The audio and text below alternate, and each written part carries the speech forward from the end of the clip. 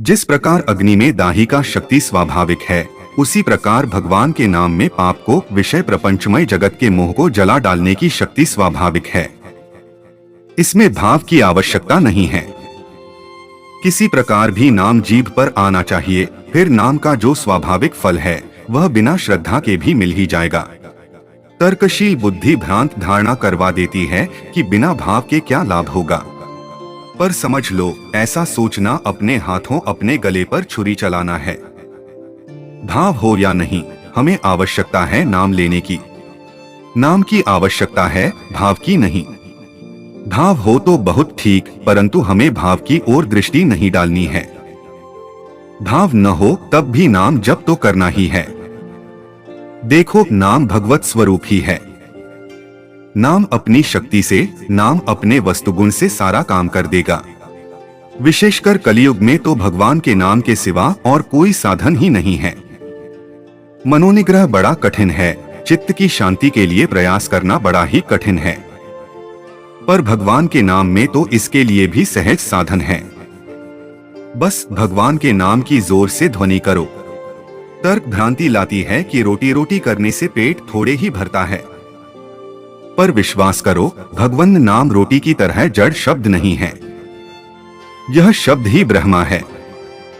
नाम और नामी में कोई अंतर ही नहीं है। आलस्य और तर्क ये दो नामच में बाधक हैं। प्रायः आलस्य के कारण ही कह बैठते हो कि नाम जप होता नहीं। अभ्यास बना लो, नाम लेने की आदत डाल लो। नाम लेत भव सिंधु सुखाही, इस पर श्रद्धा करो। इस विश्वास को दृढ़ करो। कंजूस की भांति नाम को संभालो।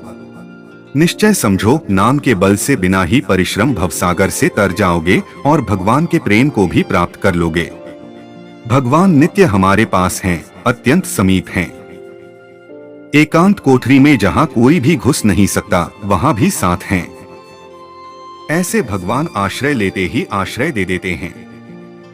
भगवान के बल से सभी कुछ संभव है, सभी विपत्तियां हट सकती हैं। सारी लंका जल गई, पर हनुमान जी की पूंछ नहीं जली, क्योंकि सीता मैया ने पूंछ नहीं जलने का संकल्प लिया हुआ था। हनुमान जी महाराज को गर्मी तक का अनुभव नहीं हुआ। आधुनिक जगत के बहुत से लोग कहेंगे यह बनावटी बात है, पर निश्चय मानो, भगवान का आश्रय होने पर पूंछ में आग लगकर भी पूंछ न जले, यह सर्वथा संभव है। अवश्य ही सच्चा भक्त अपनी ओर से इस प्रकार के चमत्कार की इच्छा नहीं रखता। हम लोग तो मामूली अनिष्ट के भी टल जाने की चाह कर बैठते हैं। निरंतर भगवान का नाम लो, कीर्तन करो। मेरे विचार से सर्वोत्तम साधन यही है। हारे को हरिनाम, इसी उपाय से सबका मंगल दिखता है। और किसी भी उपाय में रागद्वेष उत्पन्न होकर फंस जाने का भय है। भगवान पर विश्वास हो, उनकी कृपा का भरोसा हो और नाम जप होता रहे तो अपने आप ही निर्भयता आएगी, साहस आएगा। विपत्ति का टलना भी इसी उपाय से होगा। मनुष्य जब सब उपायों से हार जाता है, तब उसे हरिनाम सूझता है, तभी वह हरिनाम को पकड़ता है और तभी उसे विजय मिलती है। भगवान का आश्रय ग्रहण करो, भगवान की कृपा पर विश्वास करो, जिससे मन में अशांति नहीं रहे। हमें क्या चाहिए, इस बात को हम भूले हुए हैं। हम अज्ञानवश ऐसी चीज की प्राप्ति की इच्छा कर बैठते हैं जिसकी हमें आवश्यकता नहीं है और जिसमें हमारा अकल्याण है। किस चीज की प्राप्ति में हमारा भला है, इस बात को ठीक ठीक भगवान जानते हैं।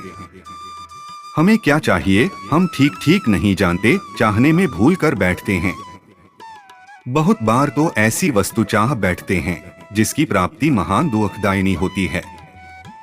इसलिए हमें क्या चाहिए, यह विचार भगवान पर छोड़ देना चाहिए।